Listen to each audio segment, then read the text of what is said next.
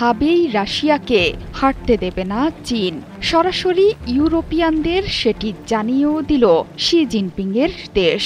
চীন রাশিয়ার যে বন্ধুত্বে কোনো সীমা নেই, কথাটি এরই মধ্যে বলে দিয়েছেন দুই দেশের একেবারে শীর্ষ পর্যায়ের ব্যক্তিরা।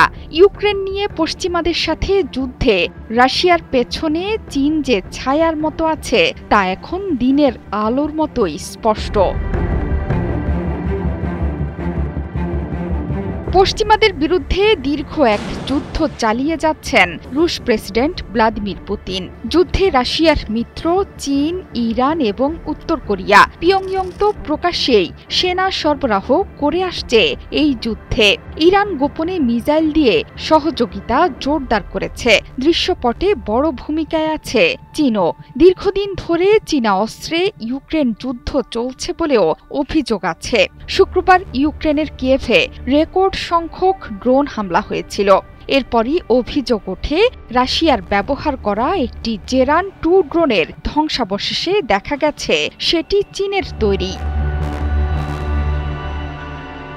যুদ্ধের শুরু থেকে এখন পর্যন্ত রাশিয়া এই যুদ্ধ বন্ধ করুক তা সত্যিকার অর্থে কখনোই চায়নি বেইজিং।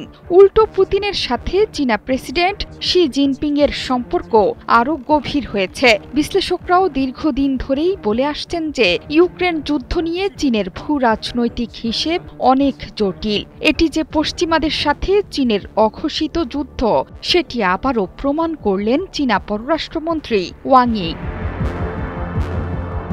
প্রকাশ্যে চীন এই যুদ্ধে নিরপেক্ষ ভূমিকা নিলেও চীনা পররাষ্ট্রমন্ত্রী ওয়াং ই সম্প্রতি একটি বিস্ফোরক মন্তব্য করেছেন। ইউরোপীয় ইউনিয়নের পররাষ্ট্র প্রধান কায়া ক্যালাসের সঙ্গে বৈঠকে তিনি বলেছেন যে ইউক্রেন যুদ্ধে রাশিয়ার পরাজয় বেইজিংয়ের কাছে গ্রহণযোগ্য নয়, কারণ এতে যুক্তরাষ্ট্র তার পুরো মনোযোগই চীনের দিকে সরিয়ে ফেলতে পারে বলে আশঙ্কা করা হচ্ছে। ওয়াং ইর মন্তব্যে স্পষ্ট ইঙ্গিত মিলেছে যে বেইজিং হয়তো ইউক্রেন যুদ্ধ দীর্ঘস্থায়ী হোক এমনটি চাইছে, যাতে যুক্তরাষ্ট্র চীনের সঙ্গে সরাসরি প্রতিদ্বন্দ্বিতায় মনোযোগ দিতে না পারে। চীন প্রকাশ্যে শান্তি চাইলেও ইউক্রেন যুদ্ধ নিয়ে আড়ালে চলছে জটিল হিসেব নিকেশ।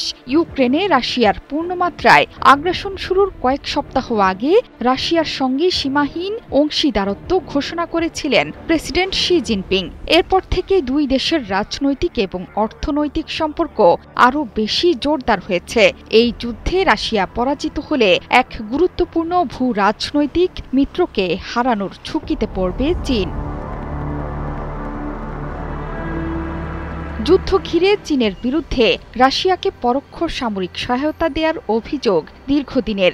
ইউক্রেন এরই মধ্যে চীনা কয়েকটি কোম্পানিকে নিষেধাজ্ঞার আওতায় এনেছে, যেগুলো ড্রোন উপাদান এবং মিসাইল তৈরির প্রযুক্তি সরবরাহ করছে রাশিয়াকে। শুধু তাই নয়, খবর বেরিয়েছে চীনের নাগরিকরাও ইউক্রেনে রাশিয়ার পক্ষে লড়াই করছে। জোহরা চৌধুরী সেতু, ৭১।